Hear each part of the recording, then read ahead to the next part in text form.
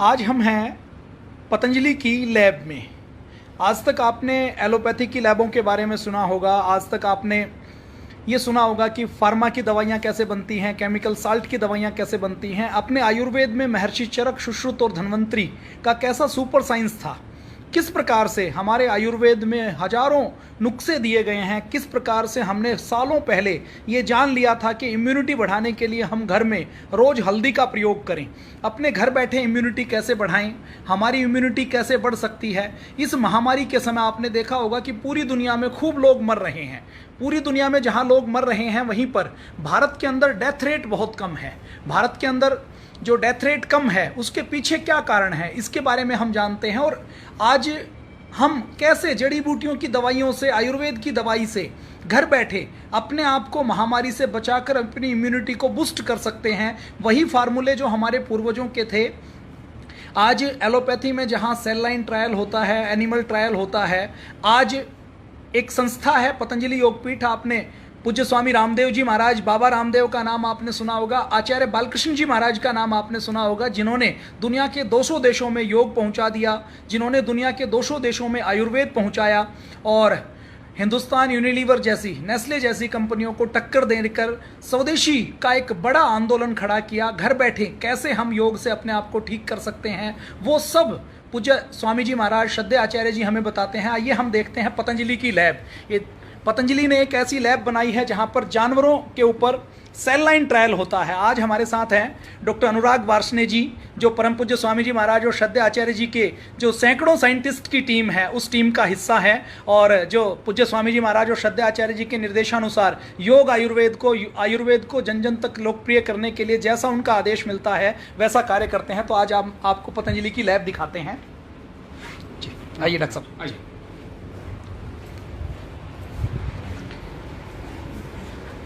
ये हम पतंजलि योगपीठ की लैब में हैं। लोग आयुर्वेद की निंदा कर सकते हैं, लोग आयुर्वेद की अवहेलना करते हैं, लेकिन आयुर्वेद के अंदर कितना सुपर साइंस है, कितनी आयुर्वेद के अंदर शक्ति है। आज पूज्य स्वामी जी महाराज और श्रद्धेय आचार्य जी ने बहुत बड़ा काम किया है, जिसमें उन्होंने आज आयुर्वेद के नुस्खों को विज्ञान की कसौटी के ऊपर कस दिया है।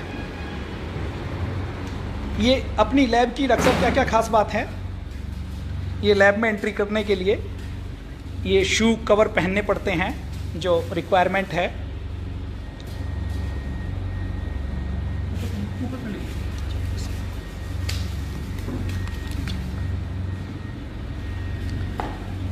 शू कवर के बाद ही यहाँ से एंट्री होती है। डॉक्टर साहब, अपनी लैब में कुछ ऐसी मशीनें भी हैं जो कि हिंदुस्तान में बहुत लिमिटेड 1 या 2 की मात्रा में ही हैं।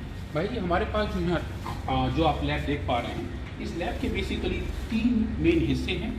एक बायोलॉजी है, एक केमिस्ट्री है और एक माइक्रोबायोलॉजी है। केमिस्ट्री के केस में जब हम अपनी इक्विपमेंट की बात करते हैं, हमारे पास state of the art technologies हैं। जैसा आपने कहा, ऐसी कम से कम 5 या 6 टेक्नोलॉजीज हैं जो सिर्फ और सिर्फ पतंजलि के पास हैं और हर्बल रिसर्च।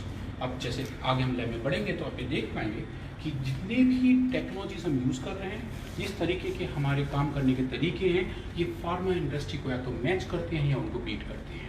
वैसा ही काम जो एक औषधि के निर्माण के लिए, एक औषधि की खोज के लिए फार्मा इंडस्ट्री करती है, वैसा ही काम पतंजलि रिसर्च इंस्टीट्यूट आयुर्वेद की औषधि के लिए करता है। जैसे हम आगे बढ़ेंगे आप देख पाएंगे कि हम कैसे क्या करते हैं, क्यों करते हैं और किस तरीके से उस चीज़ को लेकर आगे चलते हैं। आज हम बात करने वाले हैं कि हम घर बैठे कैसे हम अपने आप को स्वस्थ रख सकते हैं। और आयुर्वेद केवल चूर्ण चटनी का नाम नहीं, आयुर्वेद केवल खरड़ का हमामदस्ते का नाम नहीं है। यहाँ पर बिल्कुल वर्ल्ड क्लास लेवल के ऊपर यहाँ पर सारी रिसर्च होती है। और ये बहुत बड़ा काम एक स्वामी रामदेव जी और पूज्य आचार्य बालकृष्ण जी महाराज ने किया है। उन्होंने पूरे देश व दुनिया में, ये देखिए डबल डोर होते हैं जहाँ पर पूरा ध्यान रखा जाता है। अंदर एंट्री करते हुए भी सैनिटाइजर का प्रयोग करके एनिमल ट्रायल भी यहाँ पर किए जाते हैं। लेकिन एनिमल ट्रायल को क्योंकि गाइडलाइन है उसको हम दिखा नहीं सकते, वो ठीक नहीं है दिखाना, एथिक्स नहीं माने जाते लैब के। तो भाई ये सब देख रहे हैं, ये हमारी सेल कल्चर लेबोरेटरीज है। और जिस औषधि की आज हम बात करने वाले हैं, कोरोनिल और स्वसारी बड्डी, उसकी प्रारंभिक जांच और वैलिडेशन इसी लैब से शुरू हुआ था। ये लैब है जहाँ पे हम आदमियों की अलग अलग कोशिकाओं को ग्रो करते हैं। जैसे कि घर में किचन होती है और जहाँ पे खाने पीने के सामान बनाए जाते हैं, उसके बाद कार्रवाई आगे शुरू होती है। ये एरिया हमारे साइंटिफिक रिसर्च का किचन है। जहाँ बेसिकली हम सेल्स ग्रो करते हैं लंग्स के, हार्ट के, किडनी के, और चूहों से लेके, खरगोशों से लेके, आदमियों से लेके, कुत्तों से लेके, जो भी एक्सपेरिमेंटल एनिमल है उन सब का सेल कल्चर यहाँ किया जाता है। एक तरीके से सेल हार्वेस्टिंग एरिया है, जहाँ आप देख पा रहे हैं, जैसे आप इधर देखेंगे इस प्लेट के अंदर सेल्स ग्रो होती हैं, जैसे अभी एक्सपेरिमेंट चल रहा है, ये जो आप यहाँ देख पा रहे हैं जी। और इनको आप स्टोर करते हैं, जैसे आपको मैं भेजता हूँ, इधर देखें तो इसके अंदर आप देखिए तो ये सब सेल्स स्टोर हो रहे हैं, हर एक प्लेट के अंदर, हर फ्लास्क के अंदर सेल्स ग्रो हो रहे हैं। और ये जो किस चीज़ के सेल होते हैं डॉक्टर साहब? ये वाले आदमी के लिवर के सेल्स हैं जो इस कल्चर में नीचे ग्रो हो रहे हैं जी जी। और अगर आप कहेंगे तो आपको माइक्रोस्कोप के अंदर दिखा भी देंगे देखने में कैसे हैं। और अलग अलग एक्सपेरिमेंट के लिए अलग अलग प्लेट्स में, अलग अलग फ्लास्क में हम इनको ग्रो करते हैं। ये सब अलग अलग सेल हैं? ये चूहों के किडनी के सेल्स हैं जो इसके अंदर ग्रो हो रहे हैं। कुल मिला के ये 96 अलग अलग वेल्स हैं जिसमें इंडिविजुअली अलग अलग ट्रीटमेंट के साथ हम उनकी कैपेबिलिटी सेल्स की और अपनी दवाइयों की मेजर कर पाते हैं। तो ये जो आप देख रहे हैं इसको हम हुड बोलते हैं, इसको हुड बोलते हैं, इसको इंक्यूबेटर बोलते हैं। इसके अंदर सेल्स को हम वैसे ही रखते हैं जैसे कि आदमी के शरीर के अंदर होता है। इसके अंदर टेम्परेचर आप देखेंगे तो लगभग 37 डिग्री सेल्सियस होता है और 5% ऑक्सीजन के अंदर ये रहते हैं, आप नीचे देख पा रहे हैं। कभी मैं खोल दिया तो वैल्यू कम हो गई, दोबारा वापस हो जाएगा जी। तो ताकि जो सेल का हेल्थ है वो वैसा ही रहे जो मानव शरीर के अंदर है। तो ये सब काम हम यहाँ से करते हैं। और जैसे आप यहाँ से देखेंगे, आप अंदर लेकर जाते हैं तो आप देख पाएंगे हमारी सेल बायोलॉजिकल लेबोरेटरीज, हमारी बायोकेमिस्ट्री, हमारी मोटर बायोलॉजी। अपनी लैब डॉक्टर साहब कहाँ से मतलब किस स्टैंडर्ड की है? NABL accredited? तो जहाँ तक हम बात करते हैं एक्रेडिटेशन, भाई साहब ये आपने बहुत अच्छा प्रश्न पूछा। एक बायोलॉजिकल रिसर्च को काम करने के लिए हमें कुछ एक्रेडिटेशन की ज़रूरत पड़ती है और सेल बायोलॉजी के लिए हम बोलते हैं बायोसेफ्टी, क्योंकि हम जिस पे काम कर रहे हैं वो हमें या हमारे साथियों को कोई दिक्कत ना हो और उससे कुछ बीमारियां बाहर ना फैलें, तो उसको बायोसेफ्टी लेवल्स बोलते हैं। हमारी ये लैब अभी बायोसेफ्टी लेवल 2 के लेवल की लैब है। हमारा एनिमल हाउस CPCA द्वारा एक्रेडिटेड है, जहाँ जो कंट्रोल करता है एनिमल एथिक्स कमेटी के साथ, और उसके साथ NABL लैब है, जैसा आपने अभी भी बताया, हमारी केमिस्ट्री लैब के लिए। तो जब हम केमिस्ट्री में जाएंगे तो हम वहाँ देख पाएंगे कि एक्रेडिटेशन कैसे काम करते हैं। अभी जैसे कि यहाँ देख रहे हैं ये सब बायोसेफ्टी के तहत आता है और ये BSL लेवल 2 की लैब है। बहुत अच्छा डॉक्टर साहब, आज एक बहुत अच्छा वीडियो लैब के बारे में बताया गया है। आप में से जो लोग देखना चाहें वो देख सकते हैं। पूज्य आचार्य बालकृष्ण जी महाराज और स्वामी रामदेव जी महाराज, पूज्य स्वामी रामदेव जी महाराज के फेसबुक पेज को आप लाइक कर लीजिए। जैसे ही आप फेसबुक पे आप सर्च करेंगे तो आप वो पेज लाइक कर सकते हैं। तो उस पेज के ऊपर आप वो वीडियो देख सकते हैं जिसमें 10 मिनट में सारी लैब के बारे में डिटेल में जानकारी दी गई है जी। और भाई जी आप जैसा ये देख रहे हैं जो हमारी सेल्स है उनको हम यहाँ स्टोर करते हैं। इसका भी वर्तमान में टेम्परेचर -74 डिग्री सेल्सियस है और ये सब सेल्स को अल्ट्रा फ्रीजर मोड पर रखता है। तो ये आप देखें जैसे इसके अंदर टेम्परेचर है वो -74 के लगभग है। सब सेल्स में जिंदा रहती हैं और जब भी हो जरूरत हम उन्हें यूज़ करते हैं। तो ये जैसे घर का हमारा फ्रिज होता है वैसे ही हमारे लैब का फ्रिज है, ताकि हमें जैसे जरूरत हो वैसे इस्तेमाल कर सकें। यहाँ आएंगे, इस वाले रूम आएंगे भाई। डॉक्टर साहब एक बार वहाँ चल के उसके बारे में बात करते हैं कि जो महामारी है इम्यूनिटी कैसे बढ़ा सकते हैं और किस प्रकार से जड़ी बूटियाँ काम करते हैं। लैब के लिए डिटेल में वीडियो जिनको देखना हो वो पूज्य आचार्य बालकृष्ण जी महाराज के फेसबुक पेज के ऊपर देख सकते हैं। उसमें बहुत डिटेल में लैब के बारे में बताया गया है। आज हम लैब के बारे में बहुत अधिक बात नहीं करेंगे, अभी हम बात करेंगे कि महामारियों से बचाने के लिए किस प्रकार से काम हो रहा है। ये मैंने लैब का आपको एक बहुत छोटा सा हिस्सा दिखाया है। डिटेल वीडियो के लिए आप पूज्य आचार्य बालकृष्ण जी और पूज्य स्वामी रामदेव जी महाराज के पेज के ऊपर आप उसको देख सकते हैं। जो कोरोनिल बनाई गई है जो महामारी से बचने के लिए, जिससे हजारों लोग ठीक हुए हैं पूरे देश में। आज हम डेथ रेट कम देखते हैं तो उसका एक बड़ा कारण है कि वो डेथ रेट कम इसलिए है क्योंकि लोग गिलोय का काढ़ा पी रहे हैं, लोग आयुर्वेदिक दवाएं ले रहे हैं और जिनको थोड़ा सा भी इन्फेक्शन होता है तो वो कोरोनिल ले रहे हैं, कोरोनिल खा रहे हैं, तो उससे ये लाभ मिलता है। अब हम डॉक्टर साहब के ऑफिस में आ गए हैं। ये आप देख रहे हैं, ये अश्वगंधा है, ये तुलसी है, ये गिलोय है। गिलोय जिसको अमृता कहा जाता है, इसके बारे में आप सब परिचित हैं। तो डॉक्टर साहब ये जो कोरोनिल दवा है ये किस प्रकार से कार्य करती है, क्या क्या इसके अंदर है, थोड़ा सा आप हमें बताइए कि किस प्रकार से इसमें रिसर्च की गई, किस प्रकार से ये जो श्वासारी है ये हमारे फेफड़ों के ऊपर काम करती है। भाई जी ऐसा है कि कोरोनिल जो दवा है, जैसे आप आज आई थिंक सब लोग इस बात को जानते हैं कि इसके अंदर 3 मेन घटक हैं अश्वगंधा, गिलोय और तुलसी जो यहाँ पर रखे आपको दिख रहे हैं। अश्वगंधा जो पौधा है, इसके अंदर एक बहुत इफेक्टिव कंपाउंड पाया जाता है जिसका नाम है बीथेनोन, और ऐसा ही कंपाउंड गिलोय में पाया जाता है जिसका नाम है टीनोकॉर्टिसाइड। ये दोनों कंपाउंड वायरस की एंट्री को हमारे अच्छे होस्ट सेल के अंदर जाने से रोकते हैं। और जहाँ तक आज की महामारी की बात है और जिस वायरस की आज सब लोग बात कर रहे हैं, उसकी एंट्री भी यही दोनों कंपाउंड रोक लेते हैं। तुलसी उसके साथ साथ उस वायरस का मल्टीप्लिकेशन, मतलब एक वायरस के 2 वायरस होना, उसको भी रोकती है। तो तुलसी के अंदर एक कंपाउंड है स्क्लेट्रीन, इसका यही काम है। तो इन तीनों औषधियों के प्यूरिफाइड एक्सट्रैक्ट का मिश्रण, उसका नाम है कोरोनिल जी। और कोरोनिल जो दवा बनाई है परम पूज्य आचार्य जी और परम श्रद्धेय स्वामी जी के आशीर्वाद और दिशा निर्देश के हिसाब से ये दवा इन तीनों के साथ ही मिली हुई है। अश्वगंधा के एक्सट्रैक्ट का रीप्यूरिफिकेशन करके एक बहुत ही क्लासिकल तरीके से उसको ढूंढ के और वो एक प्यूरिफाइड कंपोनेंट बना के इस दवा में ऐड किया गया है, और ये दवा बहुत अच्छे से काम भी करती है। जैसा कि आपने कहा कि स्वसारी बटी जो है, जो लंग्स पे काम करती है, और ये एक लंग्स की, फेफड़ों की बीमारियों की एक बहुत अच्छी दवा है और बहुत दिनों से इस्तेमाल से है। लगभग पिछले 25 सालों से परम पूज्य स्वामी जी और परम श्रद्धेय आचार्य जी ने इसके साथ काम किया हुआ है और के बहुत अच्छे क्लिनिकल रेस्पॉन्स दिखाए हैं। हमारे पास के कुछ प्री क्लिनिकल डेटा भी हैं, अगर आपका कैमरा में दिखा पाए तो। जैसे आप ये देख पाएंगे तो ये एक्चुअली लंग्स की एल्वोलाई हैं, जो एक फंक्शनल यूनिट होती है। जैसा आप यहाँ देख पाएंगे, ये एक नॉर्मल लंग है और जिसकी ये थिकनेस है वो नॉर्मल तरीके से है। जब बीमारी पैदा होती है तो ये बहुत मोटी हो जाती है, जैसा आप देख रहे हैं नीला रंग थोड़ा ज़्यादा बढ़ गया है। और ये एक बीमार लंग्स के फोटोग्राफ से जो आप देख पा रहे हैं। जब हम इन एनिमल्स को जिनमें ये दवा दी गई, जब वापस यहाँ चेक करते हैं तो आप देखिए ये वाले एनिमल्स ऑलमोस्ट ऐसे हाथ में वापस कन्वर्ट हो जाते हैं। तो ये आप जो देख रहे हैं, ये स्वसारी रस या स्वसारी बटी के दिए हुए लंग्स के टिश्यूज़ हैं ये, और जो आपका नॉर्मल है, इन दोनों में ज़्यादा अंतर नहीं है।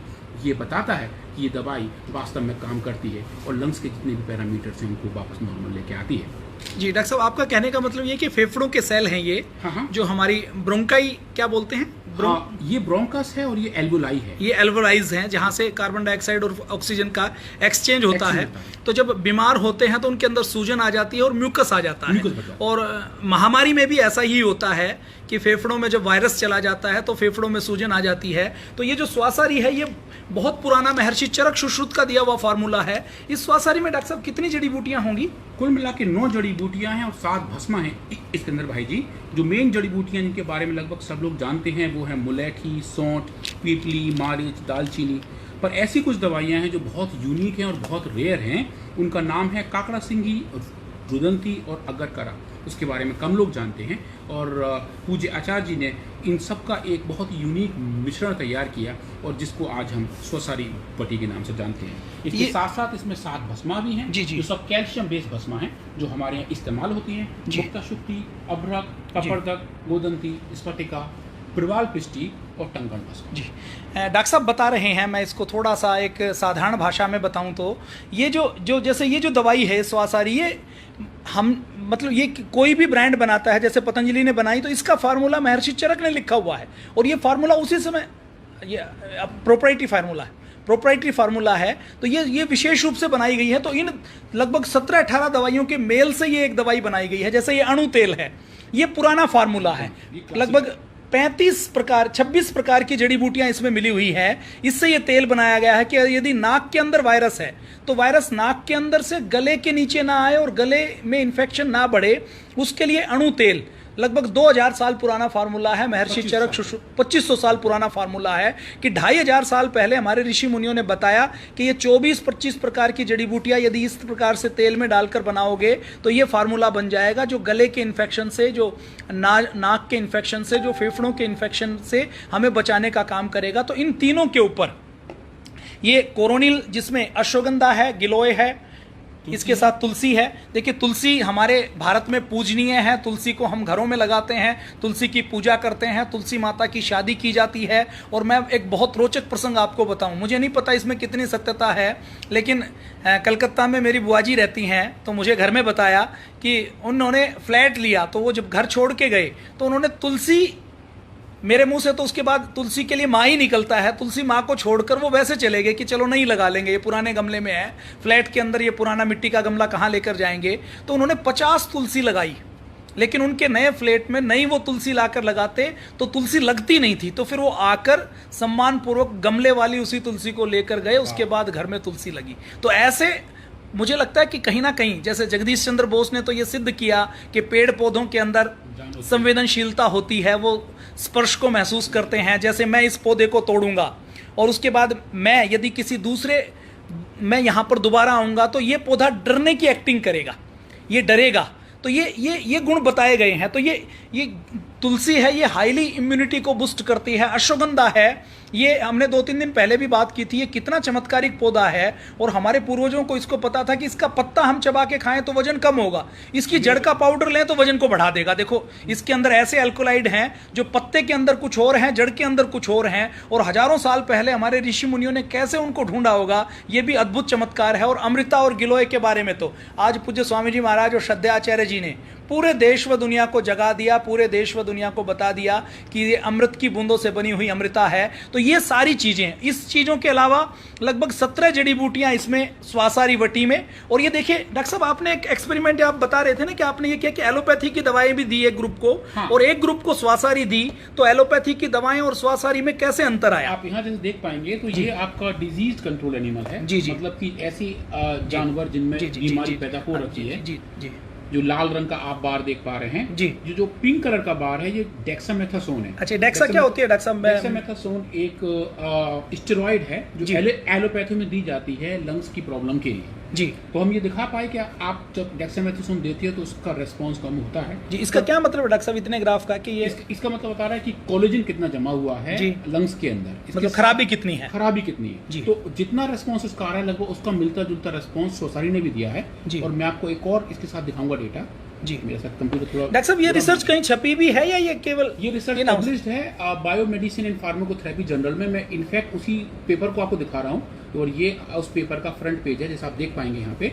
पूज्य स्वामी जी महाराज और पूज्य आचार्य जी लगातार बताते रहते हैं कि बहुत से रिसर्च पेपर पतंजलि की लैब ने पब्लिश किए हैं। उनमें से पूज्य स्वामी जी और आचार्य जी के मार्गदर्शन में। तो कितने रिसर्च पेपर डॉक्टर साहब आपने आयुर्वेद के ऊपर पब्लिश किए होंगे? पिछले 1.5 साल में हमारे 25 रिसर्च पेपर्स हैं जो अच्छे जर्नल्स में पब्लिश हुए हैं, जो इंटरनेशनल जर्नल्स हैं, जो इम्पैक्ट फैक्टर के आधार पर आप देखें तो 4 से ज़्यादा आगे जाके बैठते हैं पर पेज को लेके। सो ये एक मान्यता प्राप्त रिसर्च होती है और इसको छापने के लिए भी हमें अपने पीयर्स, मतलब जो हमारे जैसे और साइंटिस्ट हैं, उनके पास हम पेपर्स भेजते हैं। उनको जब लगता है कि ये एक्सेप्टेबल है, जो जर्नल के एडिटर्स हैं उसको मान जाते हैं, तभी वो पेपर पब्लिश हो पाते हैं। तो ये एक अच्छी रिसर्च है। मतलब हम कह सकते हैं कि आज पतंजलि ने मॉडर्न मेडिकल साइंस में जहां एलोपैथी में जैसे रिसर्च होती है, cell line research, animal research करके एक डाटा को कैरी करना और अलग अलग प्रकार से रिसर्च करना, उसकी टक्कर का काम हम कर रहे हैं। उसकी टक्कर का और उससे ज़्यादा वाला काम हम कर रहे हैं जी जी। क्योंकि हम सिर्फ एक ही बीमारी पर काम नहीं कर रहे हैं, बहुत सारी बीमारियों पर काम कर रहे हैं। तो जैसे आप सब लोग जानते हैं कि आयुर्वेदा एक ही बीमारी को 50 तरीके से अटैक करता है, एलोपैथिक में 1 to 1 होता है। तो ये बेनिफिट हमें आयुर्वेदा से मिलता है और हम ऐसा बहुत कुछ कर भी पा रहे हैं जी। और जैसे कि आपने कहा था, ये एक वैसा पेपर है जो बात करता है सोसारी वटी का, सोसारी रस के बारे में, जो बायोमेडिसिन एंड फार्माकोथेरेपी में पब्लिश्ड जी जी। डॉक्टर साहब वो जो डेक्सा और जो एलोपैथी की दवाएं, जैसे आजकल हम समझते हैं कि जिनको दमा अस्थमा हो गया उनको तो एलोपैथी की दवाई स्टेरॉइड ही खाना पड़ेगा, तो उसके कंपेरिजन में हमारी आयुर्वेद की दवाएं का क्या प्रभाव पड़ता है, उसकी कोई रिसर्च हो तो आप जैसे ये देखिए, यहाँ हम देख पा रहे हैं कि हमारे लंग्स के अंदर जब कोई इन्फ्लेमेशन होता है, सूजन होती है, तो लंग्स के अंदर बहुत सारी सेल्स का नंबर बढ़ जाता है। तो यहाँ हम देख पा रहे हैं कि लंग्स के फ्लूइड के अंदर कितनी सेल्स हैं। ये नंबर लगभग 600 मतलब 6 लाख सेल्स पर ml पहुँच चुकी हैं जब बीमारी पैदा हो जाती है। एलोपैथिक की दवा डेक्सामेथासोन डालने के बाद वो नंबर कम हो जाता है, लगभग ये समझिए 2.5 लाख तक आ जाता है। पर जो हमारी दवाइयाँ हैं, जो आयुर्वेदिक दवाइयाँ हैं, दिव्य सोसारी वटी, उनको आप देखिए तो वो नंबर भी लगभग 2 लाख के नंबर आ जाता है, जो कि नॉर्मली पाया जाता है। जो आप काले रंग का बार देख रहे हैं, ये एक्चुअली नॉर्मल लेवल है लंग्स के अंदर। ये बीमारी के साथ बढ़ गया, ये डेक्सामेथासोन ने इसको कम कर दिया और हमारी दवाई ने 3 अलग अलग डोजेस पे डोज डिपेंडेंट के तरीके से इसको इनको DSR मतलब स्वासारी वर्ड, ये जो रस, ये जो हमारे पूर्वजों ने बताया है कि वासा, हमारे पूर्वजों ने ये जो बताया, जैसे जड़ी बूटियां, हमारे पूर्वजों ने कहा कि मुलेठी, काकड़ा सिंगी, रुदंती, सौंठ, छोटी पीपली, मारीच, दालचीनी, अकरकरा, लवंग, मुक्ता शुक्ति भस्म, अभ्रक भस्म, कपर्दक भस्म, गोदंती भस्म, स्टफिक भस्म, प्रवाल पिष्टि, टंकण भस्म, ये इतना बड़ा विज्ञान था। डॉक्टर साहब एक बार उस ग्राफ को कीजिए। मैं अपने साथियों को बताना चाहूँगा कि मैं भी आपकी तरह बिल्कुल लेमैन हूँ। तो जब दमा अस्थमा होता है तो होता क्या है कि जब खांसी आती है तो अंदर बलगम जमा हो जाता है, और ये बलगम क्या होता है, ये बलगम के अंदर फिर मरे हुए सेल्स मिल जाते हैं। तो उससे पता लगा, लंग के सेल लेते हैं और उसमें पता लगाते हैं कि पर मिलीमीटर में कितने, पर ml में कितने मरे हुए सेल्स हैं। जो म्यूकस है, जो जिसको आप बलगम कह लें, जिसको आप ये कह लें कि जो कफ आता है वो कफ है। तो जब बीमारी होती है, अस्थमा होता है, जैसा महामारी के बीच में भी होता है कि वो जो फेफड़ों के ऊपर अटैक करता है तो वो 5 लाख तक पहुंच जाता है। 6 लाख हो गया। डेक्सा एक कोई एलोपैथी की दवा है, डेक्सामेथासोल देते हैं तो ये लगभग 4.25 लाख के लगभग रहता है, 3.5 लाख। DSR ये दिव्य श्वासारी रस देते हैं, ये हमारी डोज है, ये डोज है 135 का दिया, ये दिया तो 3 लाख हो गया। और जब 400 मिलीग्राम पर किलोग्राम दिया तो ये देखिए लगभग नॉर्मल में 190 के आसपास होता है। तो ये नॉर्मल से भी थोड़े नीचे आ जाता है, मतलब नॉर्मल से जो स्वस्थ व्यक्ति के फेफड़े होते हैं वैसे बन जाते हैं। तो हम ये बताना चाहते हैं कि हमारे रसोई घर में हमारे जो मसाले प्रयोग होते हैं, हमारा जो आयुर्वेद का ज्ञान है वो बहुत सुपर साइंस है। हमें उसको हीन दृष्टि से देखने की जरूरत नहीं है कि किसी को दमा अस्थमा है तो डेक्सा ही लेना पड़ेगा। दमा अस्थमा है तो हमारी आयुर्वेद की दवाएं भी काम करती हैं, बहुत अद्भुत काम करती हैं। जी डॉक्टर साहब आगे बताइए। जी तो ऐसा ही हम और भी बहुत सारे पैरामीटर पे देख सकते हैं कि जो लंग्स हैं उनकी हालत कैसी है, उन सबको क्वांटिफाई कर सकते हैं। ये डॉक्टर साहब किस जानवर के ऊपर किया गया? ये काम चूहों पे किया गया है। चूहों के ऊपर किया गया जी। जैसा भी आप बात कर रहे थे म्यूकस फॉर्मेशन की, कि म्यूकस कितना सारा बन रहा है, तो म्यूकस जो आप देख रहे हैं यहाँ जो पर्पल कलर का है, जो बैंगनी रंग का आपको स्टनिंग दिख रही है, ये म्यूकस दिखा रही है बलगम कितना इकट्ठा हो गया है। और ये बलगम का लेवल काफ़ी बढ़ा हुआ है। ये आपका नॉर्मल लंग्स हैं और ये आपके बीमारी वाले लंग्स हैं। और जैसे जैसे हम दवाइयाँ दे रहे हैं और आप देख रहे हैं इसमें म्यूकस का लेवल कम हो गया, तो ये बैगनी रंग से वापस नीला रंग हो गया और एक एक सेल अलग अलग दिख रही है। ये इंडिकेट करता है कि म्यूकस का लेवल लंग्स के अंदर कम है, उन लंग्स में जहाँ पे जानवरों को, चूहों को, जो एक्सपेरिमेंटल मॉडल है। रियल फोटो हैं कि बनाए हुए हैं? ये रियल फोटो है। ये रियल उन सेल्स के फोटो हैं जो चूहों के अलग अलग सैंपल लिए गए। कितने चूहों के ऊपर सैंपल किए? ये लगभग 50 चूहों का एक्सपेरिमेंट, 50 चूहों के ऊपर एक्सपेरिमेंट थे। किसी को डेक्सा दी गई, किसी को नहीं दी गई, किसी को 135 ग्राम की वो अपनी दवाई दी, किसी को 400 ग्राम की दी। तो अलग अलग डोज के ऊपर भी ट्रायल हो रहा है। तो जो साइंटिफिक ट्रायल होता है ना कि एक ग्रुप को कुछ नहीं दिया, एक ग्रुप को ये दिया, एक ग्रुप को वो दिया, वैसा साइंटिफिक ट्रायल आज पूज्य स्वामी जी महाराज और श्रद्धेय आचार्य जी की कृपा से आज पूरी दुनिया ने पहले तो योग को माना और अब आयुर्वेद की शरण में आ रही है। मैं तो आश्चर्य करता हूं कि अभी यूके के अंदर, लंदन के अंदर वहां के हेल्थ डिपार्टमेंट ने ये एडवाइजरी जारी की कि अगर कोरोना की महामारी में स्ट्रेस से, एंजाइटी से, बीमारी से बचना है तो आपको योग करना पड़ेगा। यूएस ने भी यही गाइडलाइन जारी की। जी डॉक्टर साहब आगे कुछ हो? ये तो ऑलरेडी कर चुके हैं डिस्कस। उसके अलावा जो एक बहुत बड़ी चीज़ है जिसके बारे में लोग आजकल बोलते हैं, जो हमारी महामारी चल रही है, उसके अंदर एक शब्द आता है साइटोकाइन स्टॉर्म। जो साइटोकाइंस है उनका तूफान आ जाता है और वो जो तूफान है उसकी वजह से लंग्स के अंदर म्यूकस भर जाता है, सांस लेने में तकलीफ होती है और बहुत सारे केसेस में पेशेंट्स की मौत का कारण वो साइटोकाइन का तूफान होता है। हमने इस एक्सपेरिमेंट में यहाँ दिखाया है, जैसे कि आप देख पा रहे हैं, एक साइटोकाइंस होता है इंटरल्यूकिन 6, IL-6 बोलते हैं शॉर्ट में, और इंटरल्यूकिन 6 एक किंग पिन है, एक मास्टर पिन है जो साइटोकाइंस को कंट्रोल करता है। बाकी सब साइटोकाइंस उसके पीछे पीछे चलते हैं, ये उनका लीडर होता है। तो हमने देखा जब लंग्स में अस्थमा पैदा हुआ, एक लंग्स की बीमारी पैदा हुई, तो साइटोकाइन का लेवल इतना सारा बढ़ गया। ये नॉर्मल है और ये जब बीमारी पैदा हुई तो यहाँ तक पहुँच गया। उन्हीं लंग्स में जब हमने साइटोकाइंस का लेवल नापा, जहाँ डेक्सा दिया तो उतर के थोड़ा नीचे तो आया, पर जो हमारी दवाइयाँ हैं उनको डोज डिपेंडेंस तरीके से आप देखिए वो भी लगभग उतना ही लेवल ले आए जितना कि एलोपैथिक की स्टेरॉइड लेके आती। और स्टेरॉइड के साइड इफेक्ट के बारे में हर कोई जानता है, हर कोई इंसान स्टेरॉइड को ले नहीं पाता और ले लेता है तो झेल नहीं पाता।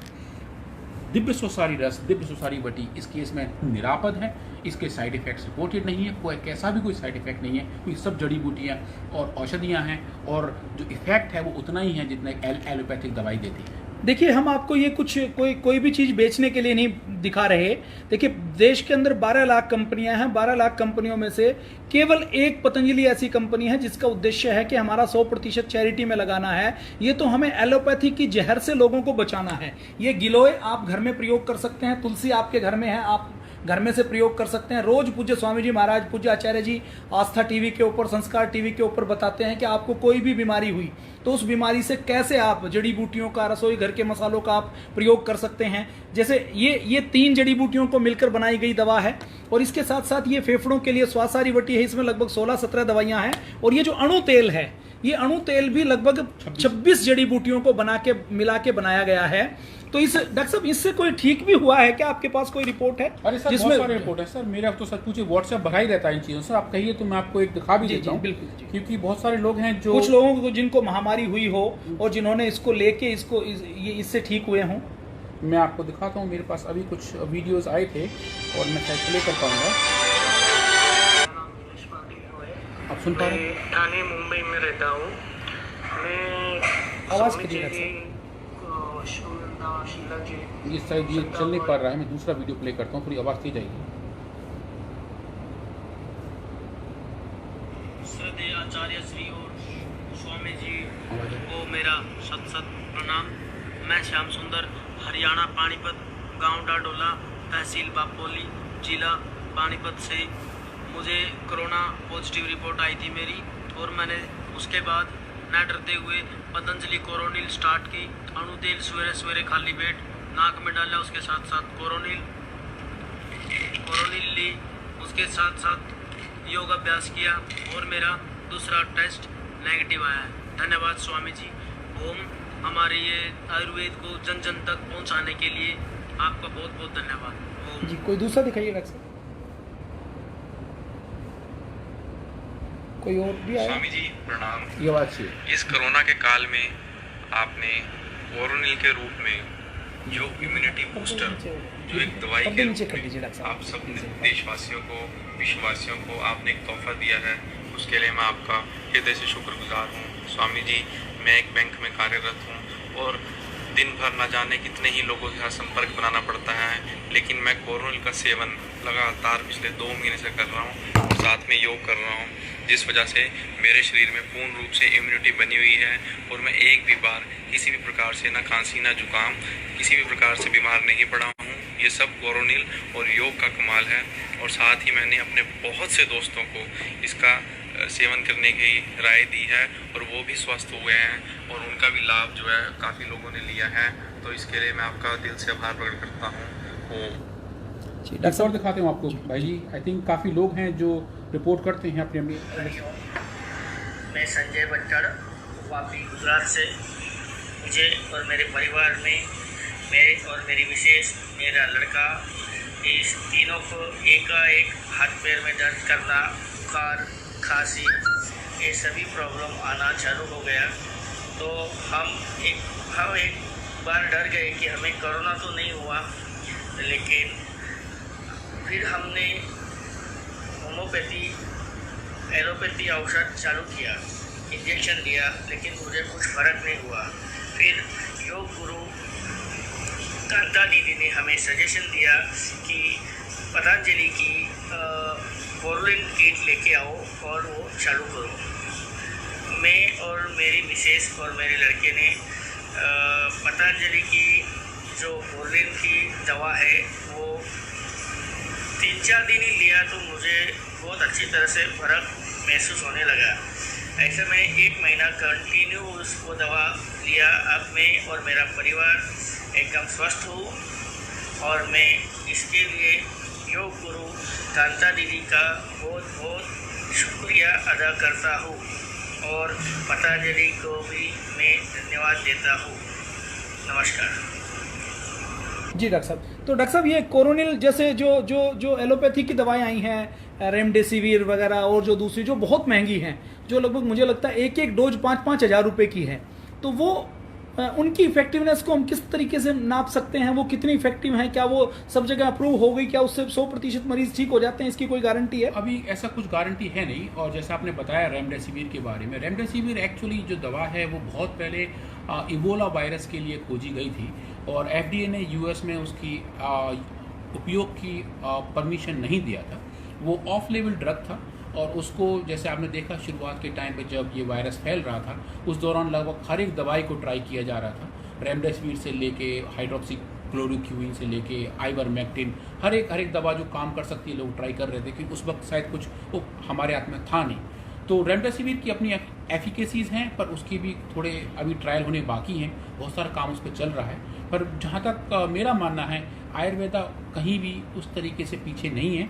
बहुत सारी ऐसी औषधियाँ जैसे कोरोनिल किट है हमारी, इसका एक अच्छा इस्तेमाल है, और जैसा आपने देखा कि बहुत सारे रोगी और उनके परिवार ये दवाई खा के ठीक हुए हैं, और सच पूछिए वायरस के भय से मुक्त हुए हैं, जो एक बहुत बड़ा साइकोलॉजिकल प्रेशर हमारी सोसाइटी पे रहा है और अभी भी थोड़ा थोड़ा है, उसको उससे मुक्त कराने का जो बहुत बड़ा काम कोरोनिल ने किया हुआ है। एक चीज़ आपको भाई जी और बताना चाहूँगा, जो शायद डिस्कशन में हम लोग मिस कर दिए, कि इन दवाओं को लेना कैसे है। जी, तो डॉक्टर साहब बुखार जैसे कई बार लोगों को हल्का हल्का बुखार रहता है, गला खराब रहता है, रिपोर्ट पॉजिटिव आ गई या रिपोर्ट नहीं करवाई, तो वो लोग क्या करें? घर पे रह के वो क्या कर सकते हैं कि जिससे उनको भय ना रहे? वो तुरंत ऐसा करें कि सबसे पहले शुरुआत करें अणु तेल से। सुबह ही सुबह खाली पेट हर एक नाक के छेद में 4-4 बूंदा डालें, और डालने के बाद इसको अंदर गहरी सांस ना खींचें, सिर्फ लेटे रहें और तेल हल्के हल्के गले तक पहुंच जाएगा। किसी किसी लोगों को ये गले में चुभता हुआ दिखाई देता है और ऐसी फीलिंग आती है कि उल्टी सी आ रही है, पर ऐसा होता नहीं है, और होता है तो सिर्फ 1 या 2 बार होता है, उसके बाद बॉडी यूज्ड टू हो जाती है। इसका काम ये है कि अगर आप ऐसी जगह रहते हैं जहाँ पे इन्फेक्टिविटी है या बहुत सारे वायरस से संक्रमित लोग हैं, तो अगर उनके थ्रू, अगर हवा के थ्रू या उनके छूने की वजह से कहीं वायरस आपके पास आ रहा हो, और जो मोड ऑफ एंट्री है वायरस की वो नाक, आँख और मुंह है, तो नाक का जो एटलीस्ट रास्ता है, ये तेल उससे आपको सुरक्षा देता है, और इसको डालने से बहुत फ़ायदा होता है। उसके बाद इसके डालने के 10 या 20 मिनट बाद, तो डॉक्टर साहब जो लोग अभी बाहर जैसे जिनको निकलना पड़ता है, अनलॉक हो चुका है, नौकरी पे जाना पड़ता है, अगर संक्रमण का थोड़ा सा भी डर हो, तो नाक में हल्का सा पानी आए, नाक में जुकाम महसूस हो या गले में खराश महसूस हो, तो ये तेल बहुत लाभकारी है। बहुत लाभकारी। डॉक्टर साहब ये कितने साल पुराना फार्मूला है? ये 2500 क्या साल पतंजलि ने बनाया है या ये पहले का फार्मूला है? ये महर्षि चरक द्वारा डिफाइंड है, और ये पिछले 2500 साल से भी पुराना फार्मूला है, जो हमारे शास्त्रीय ग्रंथों में लिखा हुआ है। मतलब इसका मतलब मैं इसको सिंपली भाषा में कहूं कि इसके अंदर वही चीजें हैं जो महर्षि चरक सुश्रुत ने हजारों साल पहले कही। इसमें आपने कोई फेरबदल नहीं किया, केवल इसके ऊपर ट्रायल करने का काम किया कि ये कितना इफेक्टिव है। 2 काम किए इसमें। एक तो ये कि उसको बना के सबके लिए सुलभ करा देंगे, हर कोई ऐसी औषधियाँ मिला के बना नहीं सकता, और दूसरा इसको एक कंफर्टेबल नेजल ड्रॉप फॉर्म में कन्वर्ट कर दिया, जिसको नाक में लगाने में सुविधा हो जाए। तो 2 काम रहे, और तीसरा हमने इसका साइंटिफिक वैलिडेशन किया, साइंटिफिक ट्रायल किया, और बताया वास्तव में काम करता है। तो डॉक्टर साहब ये कोरोनिल के ऊपर जो विवाद पैदा हुए थे कि जी बैन लगा दिया, कोरोनिल मिल नहीं रही, ये तो जो काफ़ी सारे मीडिया में चले, तो कहीं ऐसा तो नहीं कि ये कोई वैक्सीन बेचने की बहुत बड़ी लॉबी रही हो, जिसमें यूं हो कि ये करना है, और अभी ये सब जगह उपलब्ध है कि किसी को चाहिए तो कहाँ से ले सकता है? हमारे जितने मेगा स्टोर हैं ऑल ओवर इंडिया में, सब जगह कोरोनिल किट्स उपलब्ध हैं, और जो हमारे नॉर्मल स्टोर है वहाँ भी। कितने रुपए की है डॉक्टर साहब? रेमडेसिविर की 1 दिन की डोज 5000 रुपए की थी, तो ये कितने की है? ये 545 रुपए की डोज है, जिसके अंदर 160 टैबलेट है, 80 और 25 ml ये तेल। बेसिकली एक परिवार के, पूरे परिवार के 7 दिन की दवाई 545 रुपए में ये आपके पास उपलब्ध होती है। इसका मतलब ये है कि आपने जिस महामारी के लिए लोग 10-10, 20-20 हजार, 8-8, 10-10 लाख रुपए लेते हैं, आपने उसका इलाज, अगर मैं 4 सदस्यों का परिवार बनाऊं और ये 500 रुपए की दवाएं हैं, तो 100-125 रुपए में आपने घर बैठे उसको एक रास्ता दिखा दिया कि कैसे उसको लक्षण हो तो वो घर बैठे हमारे पूर्वजों के हजारों साल पुराने फार्मूले से अपने आप को ठीक कर सकता है। ये पूज्य महाराज जी और स्वामी जी और आचार्य जी का अपना एक वरदान है, और एक तरीका है कि हम कैसे इन वायरस से लड़ सकते हैं और कैसे भयमुक्त हो सकते हैं। डॉक्टर साहब इसके अंदर जैसे किसी को बुखार का लक्षण आता है, कुछ और आता है, तो क्या इसमें ऐसे भी कुछ तत्व हैं जो उसको बुखार को भी ठीक करते हैं, जो महामारी की वजह से कमजोरी आ जाती है उसको भी ठीक करने के लिए कुछ है इसमें? बिल्कुल, जैसे मैं आपको बता रहा था, इस तेल के बाद जो हम दवा लेते हैं वो सोसारी लेते हैं, जो खाली पेट लेनी होती है।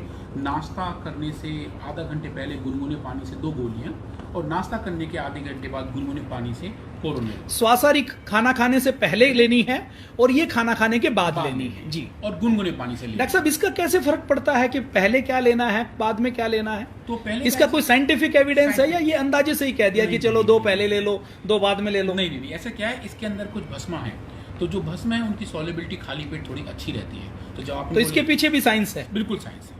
तो जो भी काम हम अभी यहाँ कर रहे हैं, जैसा आप देख रहे हैं, इस पे भी लिखा हुआ है कि tested and verified medicine bye Patanjali research institute. Patanjali research institute द्वारा परीक्षित है, सत्यापित औषधि। तो ये सब साइंटिफिक एविडेंसेस हैं, साइंटिफिक वैलिडेशन है जिसकी हम बात कर रहे हैं। तो जब आप उसको खाली पेट रहते हैं तो उसका एब्जॉर्प्शन बेटर होता है और अच्छे से शरीर इसका इस्तेमाल कर लेता है। Coronil on the other hand आप खाने के बाद लेते हैं तो उसका एब्जॉर्प्शन थोड़ा सा बेटर रहता है। इसको खाना खाने के बाद आधे घंटे बाद गुनगुने पानी से लेना होता है।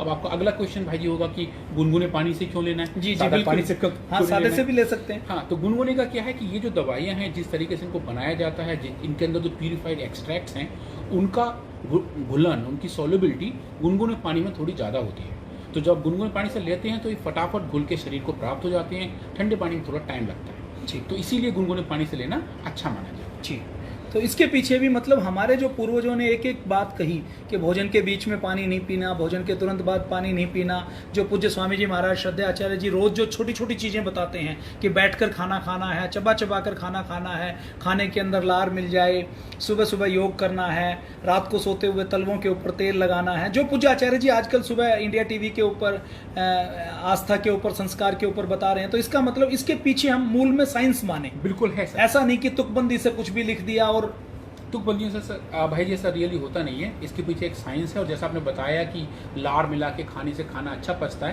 क्योंकि कुछ ऐसे एंजाइम हैं जो हमारे लार में पाए जाते हैं। जैसे अगर आप एक रोटी लेके चबाना शुरू कर दें, थोड़ी देर में वो मीठी लगने लगती है। वो क्यों? क्योंकि हमारे लार में एक एंजाइम होता है एमाइलेज, जो स्टार्च को शुगर में कन्वर्ट करता है। और आप जानते हैं शुगर मीठा ही होता है जी। तो शुरू में स्टार्च का कोई टेस्ट नहीं आ रहा होता जी। जैसे जैसे आप चबाते हैं वो मीठा होने लगता है, क्योंकि शुगर की वैल्यू बढ़ती रहती है। जी डॉक्टर साहब, ये जो कोरोनिल है इसके अंदर जो तुलसी, अश्वगंधा और जो गिलोय है, जैसे गिलोय तो अब देश और दुनिया के करोड़ों लोगों ने पीनी शुरू कर दी है।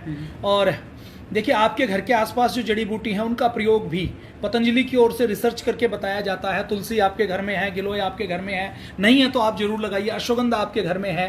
पूज्य आचार्य बालकृष्ण जी महाराज के जन्म दिवस पर 4 अगस्त को पूरे देश में करोड़ों की संख्या में ऐसे पौधे बांटे जाते हैं। अकेले हरिद्वार में 1.25 लाख की संख्या में ये गिलोय पतंजलि की ओर से वितरित की गई है ताकि पूरी दुनिया घर बैठे आयुर्वेद से स्वस्थ हो सके। इसमें डॉक्टर साहब ये जो गिलोय, तुलसी, अश्वगंधा है, ये और क्या क्या काम आती है इसमें? जैसे और क्या क्या करेगी? जैसे हमने अश्वगंधा लिया तो ये अश्वगंधा जैसे इसकी टैबलेट बनानी है तो ये अश्वगंधा का पौधा हमने उखाड़ लिया, मान लीजिए बड़ा पौधा है ये, तो उखाड़ के इसका प्रोसेस क्या होता है टैबलेट बनाने का? इसके 2 तरीके हैं भाई जी। एक तो ये जैसा आपने शुरू में बताया कि जो उसकी पत्तियों के अंदर के केमिकल्स हैं और जो जड़ के अंदर, दोनों में अंतर होता है। इस केस में हमने पूरे पौधे का इस्तेमाल, पंचांग लिया है जो आयुर्वेद में कहते हैं। पंचांग है, मतलब इसके पत्ते, टहनियाँ, पुष्प और जड़ें, जिससे सारे एल्कोलाइड सारे इसके अंदर आ गए, उनको एक साथ लेके हम एक्सट्रैक्ट करते हैं अपनी लेबोरेटरी में, जहाँ इसके अंदर के इफेक्टिव कंपोनेंट को आइसोलेट किया जाता है। उस एक्सट्रैक्ट को हम दोबारा री एक्सट्रैक्ट करते हैं और एक स्पेसिफिक सेलेक्टेड टुकड़े को लेते हैं जिसके अंदर ऐसे कंपाउंड हैं जो वायरस की एंट्री को हमारे अच्छी कोशिकाओं में जाने से रोकते हैं।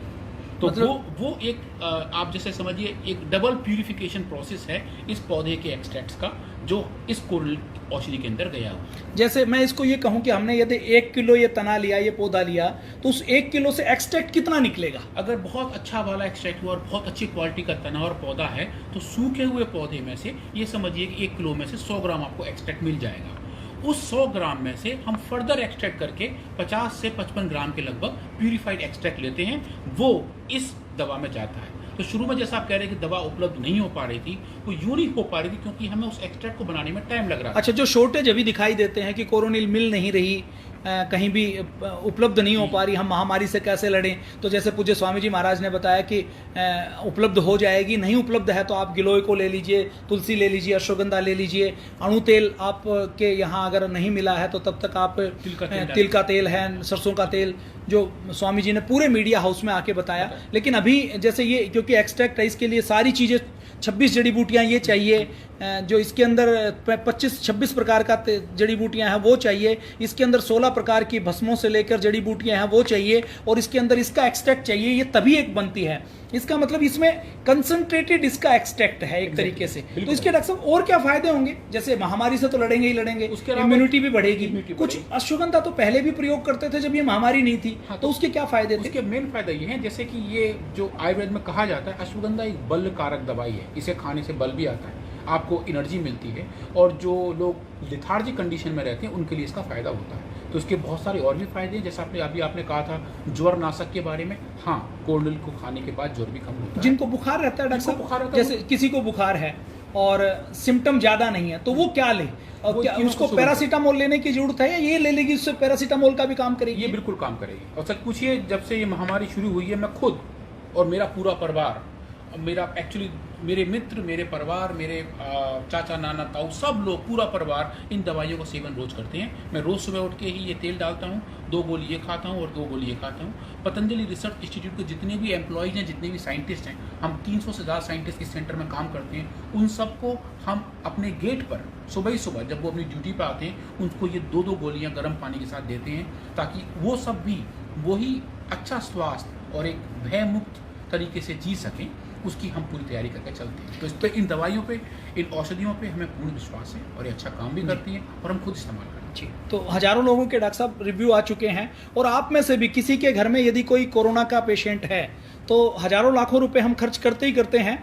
500 रुपये की ये किट है, इस 500 रुपये में आप ये जरूर प्रयोग करके देखें, जरूर आप यूज करें। और जिनके यहाँ कोई संक्रमण फैला हुआ है और जिनको संक्रमण से बचना है, वो भी मुझे लगता है इसको वो भी प्रयोग कर सकते हैं। ये जैसा आपने कहा, जैसे कोई स्वस्थ है वो इसको प्रयोग करेगा तो क्या कोई नुकसान होने की संभावना? नुकसान नहीं होगा। मैं जैसा आपके सामने बैठा हूँ, मैं खुद इसका करता हूँ प्रयोग। दिन में अगर आप 2 बार इनको ले रहे हैं तो वो काम करती है सेफ्टी की।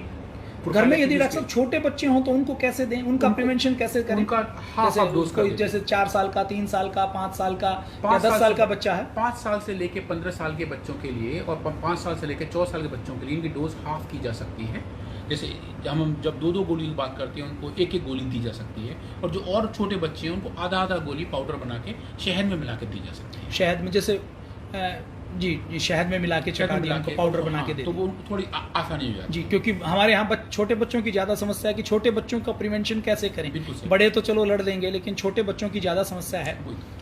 और एक चीज़ और भी भाई जी, जैसे कहीं कुछ लोग जो हॉस्पिटल में एडमिट हो जाते हैं और उनको डॉक्टर्स उनकी एलोपैथिक दवाइयाँ चला रहे होते हैं, क्योंकि कुछ लोगों का तरीका होता है वो ट्रीटमेंट करने का भी, उसमें कुछ ऐसा गलत भी नहीं है, पर उस कंडीशन में भी ये दवाइयाँ साथ साथ चलाई जा सकती हैं। अच्छा, जैसे हाँ, ये एक सवाल डॉक्टर साहब बार बार आता है कि जैसे हमारा ट्रीटमेंट चल रहा है, हम कुछ एंटीबायोटिक कुछ और ले रहे हैं, तो हम उसके साथ ये ले सकते हैं कि नहीं ले सकते? लेंगे तो कोई साइड इफेक्ट तो नहीं होगा? कोई साइड इफेक्ट नहीं होगा। मतलब हम ये ऐसा परीक्षण कर चुके हैं, और कई जगह हमारे अभी परीक्षण ऐसे चल रहे हैं, क्लिनिकल ट्रायल्स इनके साथ ही अभी हैं, जहाँ हम एलोपैथी की दवाइयों के साथ साथ इनको भी पैरेलल में रन कर रहे हैं।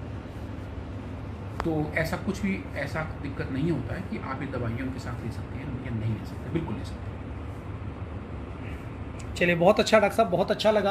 आपने अश्वगंधा के बारे में, गिलोय के बारे में, तुलसी के बारे में, और पूज्य स्वामी जी महाराज श्रद्धेय आचार्य जी जो आंदोलन चला रहे हैं, जो उन्होंने लोगों को 500 रुपये में घर बैठे इलाज दिया है, कोई व्यक्ति बीमार हो जाए तो किस प्रकार से योग से अपने आप को ठीक करे, वो तरीका रोज सुबह सुबह बता रहे हैं। कैसे पूज्य आचार्य बालकृष्ण जी महाराज अपने फेसबुक के ऊपर, अपने ट्विटर के ऊपर, अपने यूट्यूब के ऊपर ये केवल एक महामारी नहीं, हर बीमारी का इलाज सामने से आकर आपको पी लिया है, आपका वजन नहीं बढ़ता, आपके मस्से हो गए हैं, आपको कोई स्किन की डिजीज है, तो वो सारी चीज़ों के वीडियो आपको यूट्यूब के ऊपर मिल जाएंगे। और लैब आज हमने थोड़ी देखी है, आपको लैब का पूरा वीडियो देखना हो तो आप पूज्य आचार्य बालकृष्ण जी महाराज, या मेरा जो पेज है राकेश भारत, मैंने पूज्य आचार्य जी के उस वीडियो को शेयर किया है, उस पेज के ऊपर आप 10 मिनट का पूरा वीडियो देख सकते हैं। और ये हम सब के लिए गौरव की बात है कि अंग्रेज हमें नहीं सिखाएंगे, बल्कि अंग्रेजों को हमसे योग सीखना पड़ेगा, अंग्रेजों को हमसे शांति लेनी पड़ेगी, अंग्रेजों को हमसे परिवार कैसे जोड़ा जाता है ये सीखना पड़ेगा, अंग्रेजों को हम भारतीयों से सीखना पड़ेगा कि शांति कैसे मिलती है, कैसे मन शांत रहता है, डिप्रेशन से कैसे दूर हुआ जाता है, और महामारियों से कैसे बच सकते हैं। ये पूरे देश व दुनिया को हम सिखाने का काम करेंगे। तो आज हमने इस कोरोना के बारे में, रिसर्च के बारे में जानकारी ली। किस प्रकार से, देखिए हमारे ऋषि मुनि कितने महान रहे होंगे जिन्होंने ये शोध किया कि इस अणु तेल में हम 26 प्रकार के तेल मिलाएंगे, उन 26 तेल की मात्रा कितनी होगी, उन 26 तेल को के अंदर एक एक का क्या क्या इफेक्ट होगा, और कैसे वो संक्रमण को गले से नीचे जाने से रोकेंगे। आज तो हमारे पास इलेक्ट्रॉनिक माइक्रोस्कोप है। डॉक्टर साहब एक बार स्लाइड शो में लैब दिखा दीजिए थोड़ी सी।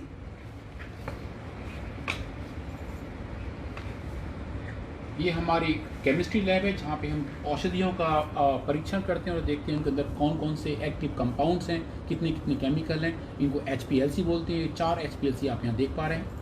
एक डॉक्टर साहब, कोई मशीन जब उत्तराखंड में मशीन खराब हो गई थी, हाँ, जब नई नई महामारी फैली थी, तो उस समय पतंजलि की ओर से शायद कोई मशीन उत्तराखंड में कोई थी नहीं, एक ही टेस्टिंग का सेंटर था पूरे 2 करोड़ लोगों के बीच में। तो उस समय भी एक खबर आई थी कि पतंजलि ने कुछ सरकार की हेल्प के लिए अपनी मशीन उन्होंने वापस देने के लिए मांगी थी, लेकिन परमानेंट उनको डोनेट कर दी, और वो पूरे उत्तराखंड में और किसी के पास थी ही नहीं वैसी मशीन। आप सही कह रहे हैं बिल्कुल। और वो मशीन मैं ही इस्तेमाल कर रहा था, मेरी पूरी टीम इस्तेमाल कर रही थी, जिसको आज आप RT-PCR टेस्ट बोलते हैं कोरोना का। वो उस मशीन पर होता है, रियल टाइम PCR बोलते हैं उसको। तो उसके लिए शासन की तरफ से एक अनुरोध था स्वामी जी के पास कि क्या वो हम मशीन 3 महीनों के लिए दे सकते हैं। हमारे पास सिर्फ एक ही मशीन थी जो पूरी तरीके से बुक थी, और उस पर बहुत सारे experiment day in day out कर रहे थे। पर परम पूज्य स्वामी जी और पूज्य आचार्य जी ने कहा कि अगर इसको ज़रूरत है राज्य के लिए और इसकी देश को इसकी आवश्यकता है, तो उन्होंने उठा के उस मशीन को आधे घंटे के नोटिस पे तुरंत के तुरंत शासन को दे दी। और वो मशीन आज आई थिंक हल्द्वानी में है और अच्छे से इस्तेमाल हो रही है। हमारा काम 2 महीने पीछे हो गया, पर आई थिंक उसकी उस वक्त देश को थी ज़रूरत, और पतंजलि ने अपनी जिम्मेदारियों को पूरी अच्छी तरह से निभाया है। जी, पतंजलि ने कुछ डोनेशन भी प्राइम मिनिस्टर रिलीफ फंड में दान किया डॉक्टर साहब? हाँ जी, मेरी जानकारी के हिसाब से 25 करोड़ रुपए उस रिलीफ फंड में, और हम जितने भी एम्प्लॉयज़ हैं पतंजलि में, उन सब की 1 दिन का वेतन वो भी उसी फंड में डोनेट किया गया है। लगभग 27 करोड़ से ज़्यादा। और पतंजलि के लाखों कार्यकर्ताओं ने जहां वो रहते हैं वहां पर क्वारंटाइन सेंटर में जाकर योग सिखाया, काढ़ा पिलाया है, गिलोय का काढ़ा, अश्वगंधा का, तुलसी का काढ़ा बनाकर लाखों करोड़ों लोगों को पिलाने का काम पतंजलि के द्वारा किया गया है। जो लोग घरों में जा रहे थे, उन घरों में जा रहे लोगों के बीच में राशन उपलब्ध करवाना। सोशल मीडिया पर किसी ने डिमांड की कि हमारे इतने मजदूर यहाँ पर फंसे हुए हैं, तो उनको ये उपलब्ध करवाने का काम भी पतंजलि योगपीठ के द्वारा किया गया है। तो डॉक्टर साहब, आपसे हमने बहुत अच्छी जानकारी मिली, बहुत कुछ सीखने को मिला, और आपका, पूज्य स्वामी जी महाराज का, श्रद्धेय आचार्य जी का हम आभार व्यक्त करते हैं कि देश में जो आयुर्वेद को एक ठिकाने लगाया हुआ था, आज देश में 100 रुपये का यदि बजट बनता है तो उस 100 रुपये में से 98 रुपये तो एलोपैथी के लिए चले जाते हैं। जो 2 रुपये बचे, उस 2 रुपये में से भी यूनानी के लिए, सिद्धा के लिए, होम्योपैथी के लिए, फिर प्राकृतिक चिकित्सा के लिए, फिर योग के लिए निकल जाते हैं। तो कुछ 20 पैसे आयुर्वेद के नाम से मिलते हैं। भारत जिसने आयुर्वेद का ज्ञान पूरी दुनिया को दिया, भारत के अंदर ऐसे ऐसे विश्वविद्यालय होते थे।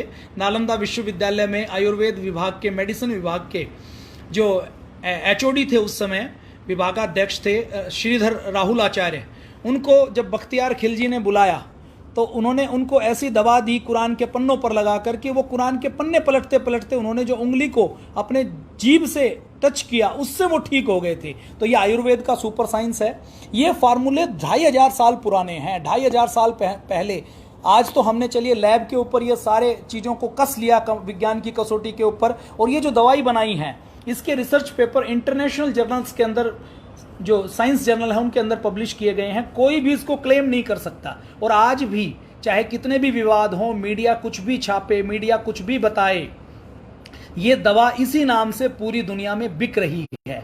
भारत के अंदर आप इसको खरीद सकते हैं, इसका बिल आपको मिलेगा। इसका मतलब क्या है? जो कोर्ट का मैटर आया था, जो मीडिया के अंदर मैटर आया था, उसके अंदर कोई बहुत अधिक दम नहीं था, इसीलिए ये सत्य था, और सत्य हमेशा विजयी होता है और सत्य ही बचता है। आज करोड़ों लोग केवल 100-125 रुपये में, 5 लोगों का परिवार है तो 500 रुपये खर्च करके वो अपने आप को ठीक कर पा रहे हैं। तो इस काम के लिए हम पतंजलि योगपीठ का बहुत आभार व्यक्त करते हैं कि उन्होंने महामारी के इस दौर में देश के लाखों करोड़ों लोग जो गरीब हैं उनके लिए एक मार्ग दिया है कि घर बैठे कैसे वो योग से, आयुर्वेद से अपने आप को ठीक कर सकते हैं। और ये आयुर्वेद के ज्ञान का एक वीडियो हमने बनाने की कोशिश की है। आपको अच्छा लगे तो ज़रूर आप शेयर कर दीजिए, ताकि किसी के घर में कोरोना हो, सिम्टम हो, सिम्टम नहीं हो, उनको ये लाभ मिल सके। जहाँ जिसको बीमारी होती है तो डॉक्टर के पास जाते हैं तो पर्चा बनाने के लिए 500 रुपये की फीस लग जाती है। ट्रीटमेंट तो बाद में शुरू होता है। फिर उसने CBC का टेस्ट लिख दिया, उसमें कुछ 2-4 टेस्ट लिख दिए, उसने किडनी का टेस्ट लिख दिया, लीवर का टेस्ट लिख दिया, तो फिर उस टेस्ट के लिए 1000 से लेकर 1500 रुपये लग जाते हैं। फिर जाकर ट्रीटमेंट शुरू होता है। और आज ये खबरें आती हैं कि नर्सिंग होम के अंदर लोगों को भर्ती कर लिया जाता है, वेंटिलेटर के ऊपर लोग होते हैं तो फर्जी बिल बना दिया जाता है। 20-22, 25 लाख, 50-50 लाख रुपए का बिल बनाने के बाद भी हॉस्पिटल के अंदर से शरीर कई बार बाहर नहीं आता, अच्छे डॉक्टर बहुत से हैं, उन अच्छे सारे डॉक्टरों की सराहना करते हैं, लेकिन कई बार आधुनिक विज्ञान जहाँ पर फेल हो जाता है वहाँ पर अपना आयुर्वेद काम करता है। तो ये एक रास्ता, एक मार्ग पतंजलि के द्वारा दिखाया गया है। और पतंजलि कोई कॉमर्शियल संस्था नहीं है। पतंजलि का उद्देश्य 100% चैरिटी करना है। तो आपके आसपास कोई व्यक्ति यदि कोरोना से महामारी से ग्रसित है, क्योंकि हम ये शब्द यूज करते हैं तो फेसबुक भी वीडियो को डिलीट कर देती है, तो मैं इस शब्द का प्रयोग करने से इसलिए बच रहा हूँ, मैंने लिखा भी नहीं है। तो इम्यूनिटी बढ़ाने के लिए, महामारी से, बीमारी से बचने के लिए, बैक्टीरियल वायरल इन्फेक्शन से बचने के लिए उसमें सब कुछ आ जाता है। आप इनका प्रयोग करें। ये फार्मूले बहुत पुराने फार्मूले हैं।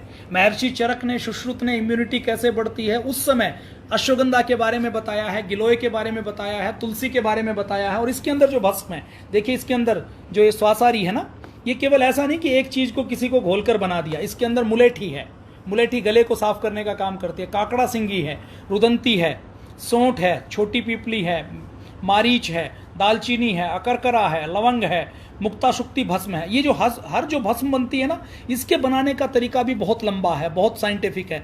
अभ्रक भस्म है, कपर्दक भस्म है, गोदंती भस्म है, स्टफिक भस्म है, प्रवाल पिष्टी है और टंकण भस्म है। इतनी चीजें बनाकर ये एक दवाई बनाई गई। 26 प्रकार की जड़ी बूटियां मिलाकर। डॉक्टर साहब इनके नाम, इनके अंदर जो चीज है उसकी जड़ी बूटियों के नाम बता सकते हैं आप? ये बहुत बड़ा काम पूज्य आचार्य जी के द्वारा, परम पूज्य स्वामी जी महाराज के द्वारा हो रहा है। और ये भारत जागेगा। अभी तक तो चीन हमें एक्सपोर्ट करता है कि चीन हमें 5 लाख करोड़ रुपए का सामान बेचता है, हम 1 लाख करोड़ रुपए का बेच पाते हैं। यदि हमने इस प्रकार लैब में इन जड़ी बूटियों का ट्रायल कर लिया, आयुर्वेद को स्ट्रॉन्ग कर लिया, तो आने वाले समय में लाखों करोड़ रुपए का एक्सपोर्ट हम योग का, आयुर्वेद का और मन की शांति का करेंगे।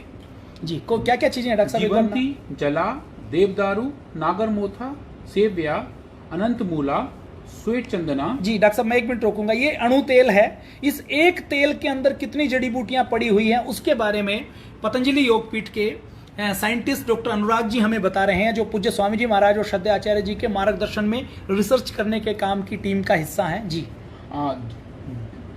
जीवंती है, जला है, देवदारू है, नागरमोथा है, सेव्या है, अनंतमूला है, श्वेत चंदना है, दारू हरिद्रा है, मुलेठी है, पलावा है, अगारू है, शतावरी है, बेला है, उत्पला है, भ्रटी है, कंतकारी है, सुरभि है, सलापर्णी है, बिडंगा है, तेजपत्रा है, रेणुका है, कमल केसरा है और बकरी का दूध है और तिल का तेल है। जी, बकरी का दूध डॉक्टर साहब कैसे डाला गया है तेल के अंदर? वो थोड़ा ड्राइड करके पाउडर फॉर्म में कन्वर्ट करके डाला जाता है और बहुत थोड़ा होता है। जी जी जी, ये मात्रा भी उसी समय बताई है महर्षि चरक और सुश्रुत ने, जो उन्होंने उस समय बताया, उस समय की मात्रा है। देखिए बकरी के दूध मात्रा है, आप देख पाइए चरक संहिता का श्लोक है जी। अच्छा, ये श्लोक में ही इसका कंपोजिशन लिखा हुआ है, पूरा कंपोजिशन ये जी।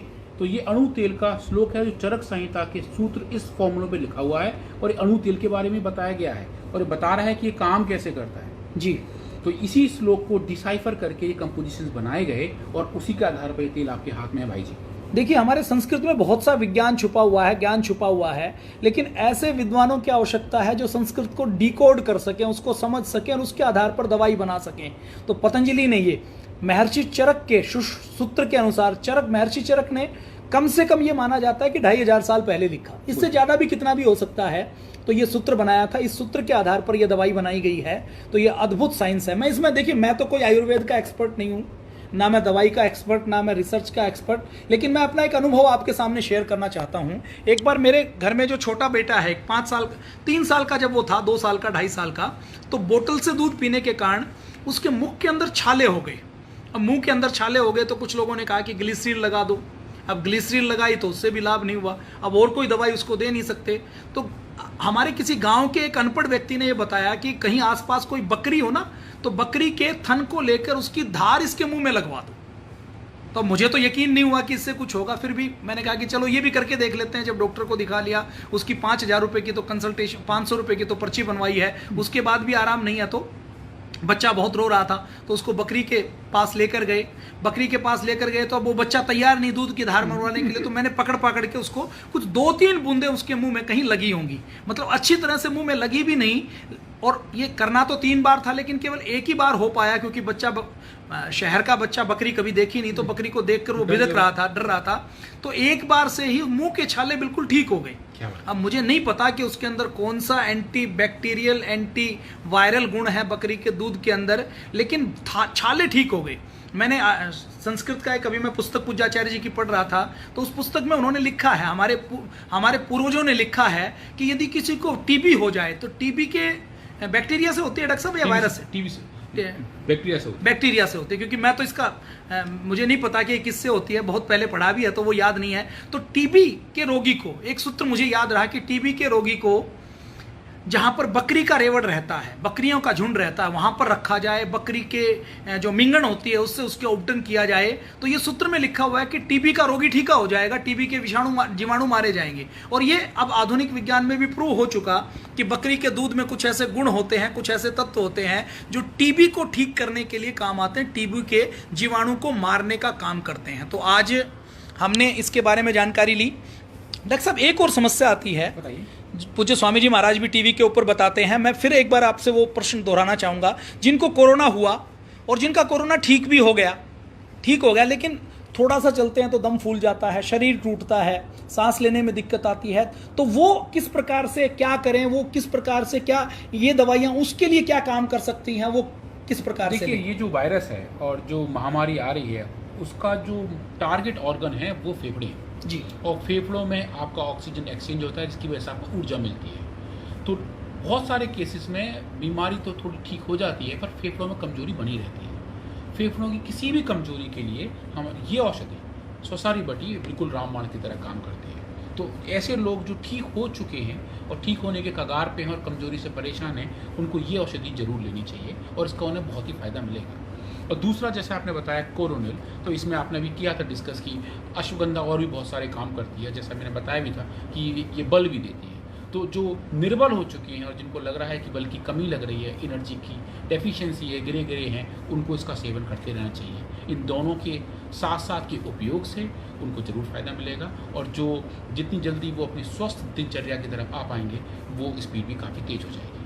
देखिए, ये हमने थोड़ी सी आपसे बिल्कुल मतलब देसी स्टाइल में थोड़ी सी बातचीत की है। अब आपके मन में कुछ और सवाल होंगे, बच्चों को दे सकते हैं क्या, जैसे सर्वाइकल स्पॉन्डिलाइटिस हो गया, आपको और कोई बीमारी हो गई, तो कल एक स्पेशल प्रोग्राम पूज्य स्वामी जी महाराज का इंडिया टीवी के ऊपर आने वाला है, जिसमें कोरोना के आफ्टर इफेक्ट से जिनको दुर्बलता हो गई है, जिनको कमी हो गई है, जिनको चलने में दिक्कत है, जो काम नहीं कर पा रहे, जिनके अंदर एनर्जी कम है, जिनके फेफड़ों में कोई कमजोरी हो गई, जिनको पहले से कोई बीमारी थी तो वो बीमारी बढ़ गई है, लीवर की, किडनी की या हाइपरटेंशन की या डायबिटीज़ की, तो ऐसे लोगों के लिए कल सुबह 8 बजे वो इंडिया टीवी को जरूर देखें। इंडिया टीवी के ऊपर पूज्य स्वामी रामदेव जी महाराज आपको विशेष रूप से उसके बारे में बताने वाले हैं और आपके कुछ सवाल और होंगे आयुर्वेद को लेकर, जड़ी बूटियों को लेकर, उन सवालों के जवाब यदि आप चाहते हैं तो आप पूज्य आचार्य जी के फेसबुक पेज को, यूट्यूब चैनल को सब्सक्राइब कीजिए। सुबह रोज 5 बजे से लेकर 7:30 बजे तक पूज्य स्वामी जी महाराज आस्था टीवी के ऊपर योग सिखाते हैं। आप घर में बैठकर योग करना शुरू कीजिए और 7:30 से 8 बजे तक आयुर्वेद के ऊपर, जड़ी बूटियों के ऊपर, हमने अभी तो केवल 3 जड़ी बूटियों की बात की है, ऐसी हजारों पेड़ पौधों की जड़ी बूटियों के ऊपर पूज्य आचार्य जी का आयुर्वेद दर्शन के नाम से एक कार्यक्रम आता है, वो सुबह 7:30 बजे आप आस्था टीवी के ऊपर जरूर देखें। रात को 8 से लेकर 9:30 बजे तक पूज्य आचार्य जी और पूज्य स्वामी जी महाराज का योग आयुर्वेद का कार्यक्रम आता है। आपके बाकी आयुर्वेद के जितने भी सवाल हैं, उन सब का उत्तर और उन सब का समाधान आपको वहां पर मिलेगा। और मैं राकेश भारत फेसबुक पेज से आपके साथ लाइव कर रहा हूं। आपको यदि ये बात ठीक लगी हो, ये देश के हित में लगी हो और अच्छी लगी हो, तो आप मेरे इस पेज को फॉलो कर लीजिए, लाइक कर लीजिए, ताकि आपको नए नए नोटिफिकेशन आपके इससे मिलते रहें।